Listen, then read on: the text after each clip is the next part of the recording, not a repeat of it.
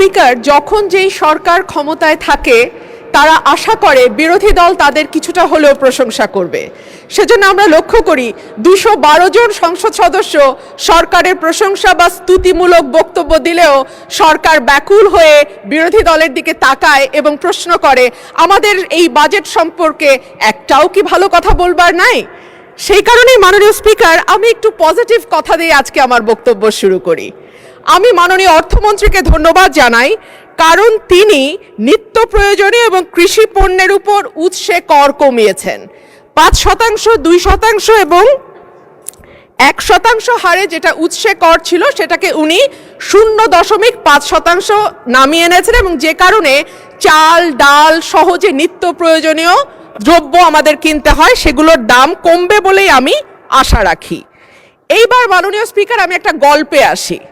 একজন সংসদ সদস্য, ওনার নাম ধরে নিলাম মফিজ, সেই বেচারার মাসে বেতন 1,76,000 টাকা। এর বাইরে তার কোনো গার্মেন্ট ব্যবসা নাই, তার কোনো ইয়াবা ব্যবসা নাই, তার কোনো অস্ত্রের ব্যবসা নাই, তার কোনো অবৈধ ব্যবসা নাই। কিন্তু তার স্বপ্ন হলো ঢাকা শহরে 3 একর জায়গার উপরে প্রাসাদোপম বাড়ি তৈরি করে সামনে একখানা সুইমিং পুল নিয়ে সেখানে হরিণ এবং ম্যাকাও পাখি পুষবার। কিন্তু মাননীয় স্পিকার, তার এই 1,76,000 সৎ পয়সার টাকায় কি ঢাকা শহরে 3 একর জায়গায় প্রাসাদোপম বাড়ি তৈরি করা সম্ভব? সম্ভব নয়।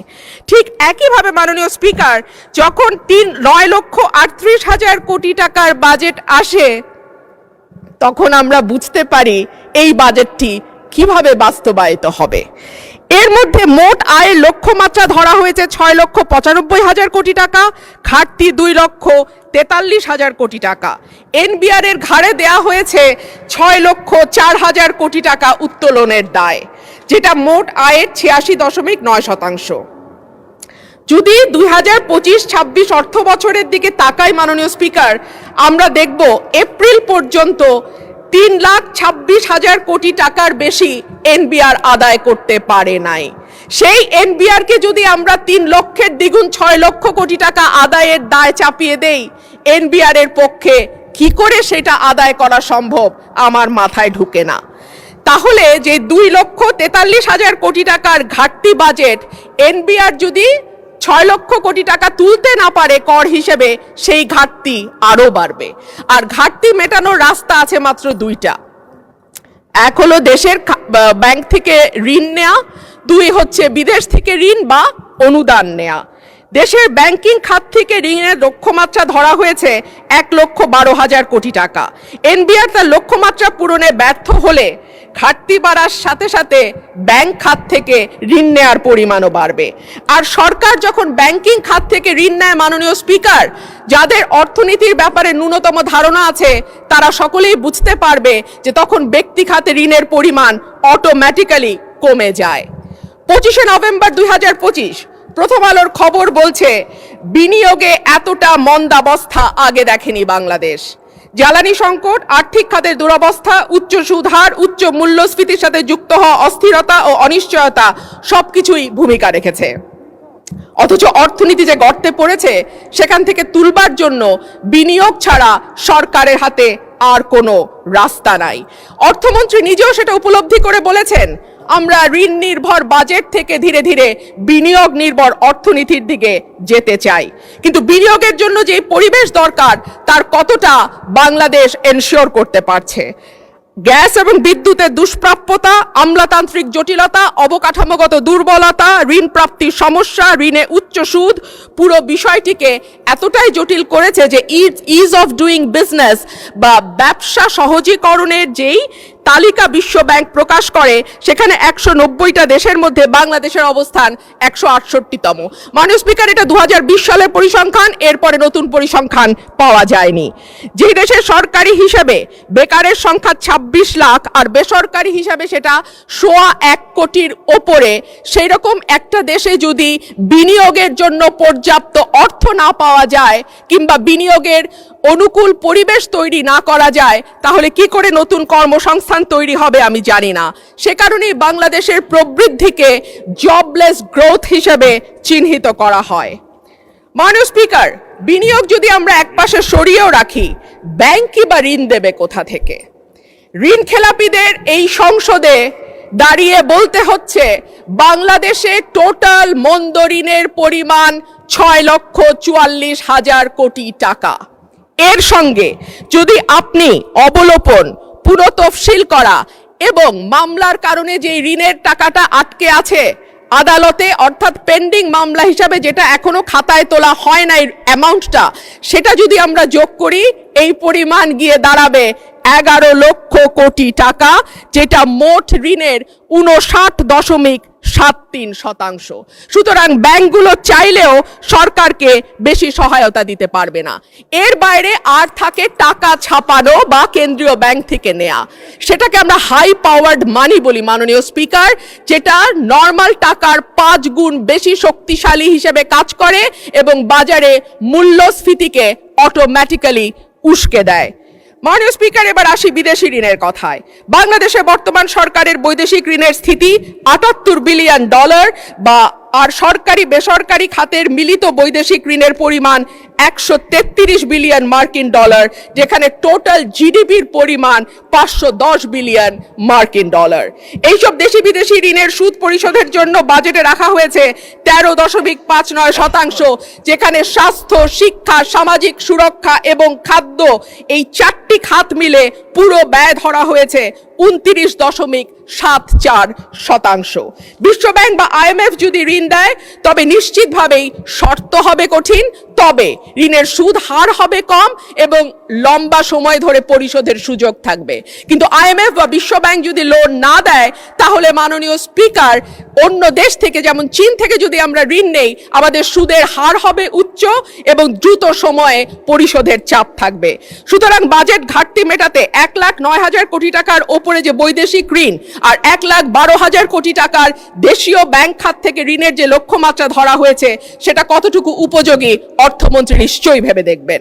মাননীয় স্পিকার, উচ্চ মূল্যস্ফীতি, বিনিয়োগের স্থবিরতা, ব্যাংকের তারল্য সংকট, নতুন কর্মসংস্থান তৈরি না হওয়া, জিডিপির প্রবৃদ্ধি 6% থেকে কমতে কমতে 3.49% নেমে আসা, কোনোটাই অর্থনীতিতে ভালো বার্তা দেয় না।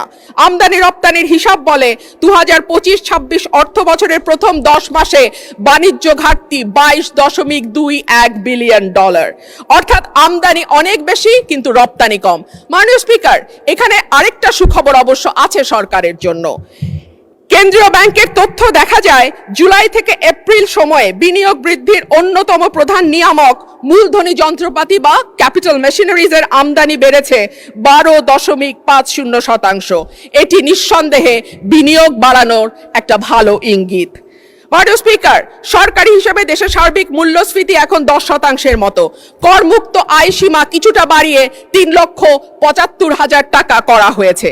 কিন্তু মাননীয় স্পিকার, যেই ব্যক্তির মাসে ইনকাম 32,000 টাকা, তার বৎসরে গিয়ে ইনকাম দাঁড়ায় 3,84,000 টাকা, অর্থাৎ তিনি আয়করের সীমার মধ্যে চলে আসেন।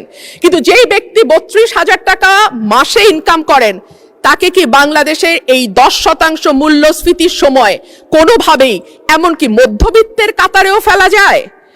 বর্তমানে গিনি সহক 4.499, যেটা উচ্চ আয় বৈষম্যকে ইন্ডিকেট করে।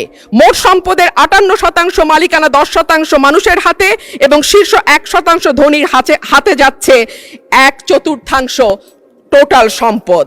শুধু সেটাই নয়, আয়করের ক্ষেত্রে সরকারের যাবতীয় চাপ গিয়ে পড়ে সেই সব মানুষের ওপরে যারা ব্যাংকের মাধ্যমে বেতন পান, অর্থাৎ যাদের আয়কে সরাসরি ট্র্যাক করা যায়। কিন্তু যাদের আয়কে ট্র্যাক করা যায় না, এমন মানুষের সংখ্যাই বেশি এবং সে কারণে দেখা যায় বিগত 15 বছরে আমরা একজন জর্দা ব্যবসায়ী কাউস মিয়াকে 1 নম্বর হতে দেখেছিলাম ব্যক্তি খাতে ঋণ ইনকাম ট্যাক্স দাওয়াতে। কিন্তু আমরা তো জানি যে বাংলাদেশে ওনার চেয়েও আরো অনেক অনেক অনেক বেশি ধনী ব্যক্তি আছেন, কিন্তু তাদের কাউকে কিন্তু 1 নম্বর করদাতা হিসাবে পাওয়া যায় নাই। অন্যান্য বারের মতো এবারও বাজেটে আয়কর সহ প্রত্যক্ষ করের হিস্সা 1/3 রাখা হয়েছে, অর্থাৎ বাকি 2/3 পরোক্ষ কর। ধনী গরিব সব মানুষের উপর সমানভাবে প্রযুক্ত হওয়া পরোক্ষ কর অবশ্যই ন্যায্যতার পরিপন্থী। আর সে কারণেই আমাদের মতো অর্থনীতির দেশগুলোকে সাধারণত প্রত্যক্ষ এবং পরোক্ষ করের অনুপাত 50-50 রাখা হয়। একটা সরকার কল্যাণমূলক রাষ্ট্র গঠনের জন্য কতটুকু আন্তরিক সেটা বোঝা যায় তার শিক্ষা, স্বাস্থ্য, সামাজিক সুরক্ষায় বরাদ্দের পরিমাণ দেখলে। এই বাজেটে শিক্ষা খাতে বরাদ্দ জিডিপির 1.8 আর স্বাস্থ্য খাতে 0.9%। বিশ্ব স্বাস্থ্য সংস্থার মতে বাংলাদেশের মতো দেশে জিডিপির অন্তত 5% স্বাস্থ্য খাতে ব্যয় হওয়া উচিত, আর ইউনেস্কোর মতে সেটা 6%। এর মধ্যেই আমরা জানি শিক্ষা এবং স্বাস্থ্য খাতে জিডিপির অনুপাতের ব্যয়ে বাংলাদেশ দক্ষিণ এশিয়ার সর্বনিম্ন অবস্থানে অবস্থান করছে। স্বাস্থ্য খাতে বরাদ্দের চরম অপ্রতুলতার কারণে বাংলাদেশের স্বাস্থ্য খাতে ব্যয়ের ক্ষেত্রে ব্যক্তির খরচ 73% আর সরকার দেয় বাকি 63%। সে কারণে প্রতি বছর স্বাস্থ্য ব্যয় মেটাতে গিয়ে অন্তত 65 লক্ষ মানুষ দারিদ্র্য সীমার নিচে চলে যায়। মাননীয় স্পিকার, শিক্ষায় আমরা শুনতে পাচ্ছি তৃতীয় আরেকটি ভাষা বাধ্যতামূলক করা হয়েছে।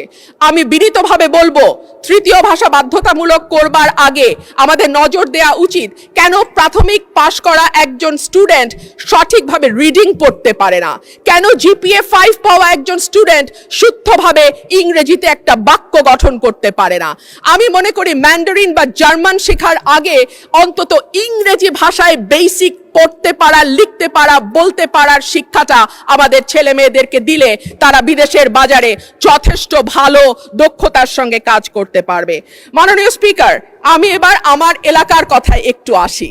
আমাকে 2 মিনিট বাড়িয়ে দেবেন স্পিকার, কারণ আমি সরকারি দলেরও না, বিরোধী দলেরও না, কোন দলের হুইপ, চিফ হুইপই আমার দায়িত্ব নিতে চান না। মাননীয় স্পিকার, আমি আপনার স্পেশাল ডিসক্রিশনের দিকে তাকিয়ে আছি। মাননীয় স্পিকার, 2 মিনিট আমাকে বাড়িয়ে দেবেন।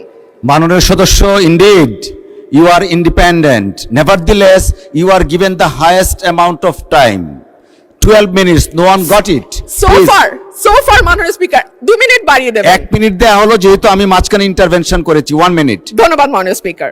মাননীয় স্পিকার, আমার এলাকায় 19টি ইউনিয়ন এবং এই 19টি ইউনিয়নে যে কমিউনিটি ক্লিনিকগুলো আছে সেগুলোকে আবার ভালোভাবে সচল করা, CHCP নিশ্চিত করা এবং ওষুধ যাতে নিশ্চিত করা হয়। উপজেলা হাসপাতালগুলোতে মাননীয় স্পিকার, আমি এই সংসদে বলেছিলাম যে হাসপাতাল নিজেই রোগীর আর চিকিৎসা কি করবে। সেই হাসপাতালগুলোর উন্নয়নের জন্য আমি স্বাস্থ্যমন্ত্রীকে অনুরোধ জানাবো তিনি যেন আমার 3টা উপজেলার যে স্বাস্থ্য কেন্দ্রগুলো আছে সেটাতে কিছুটা নজর দেন। রাস্তাঘাটের দুরবস্থার কথা আর কি বলবো মাননীয় স্পিকার, শীতকালে ধুলা আর বর্ষাকালে কাদার চোটে আমার ওরাইল এবং পাকশিমুলের যে ইউনিয়নগুলো আছে সেই ইউনিয়নগুলো রাজাপুর, রানীদিয়া, কাকুরিয়া, ধোবাজাইল, ধামাউড়া কিংবা তেলিকান্দি, জয়দরকান্দি, ফতেপুর, পরমান্দপুর, বড়িছড়া, হরিপুর, সাইটবাড়িয়া অবস্থা নিতান্তই খারাপ। আমাদের মাননীয় মন্ত্রী এখানে উপস্থিত আছেন, আশা করি তিনি এ বিষয়ে সদয় দৃষ্টি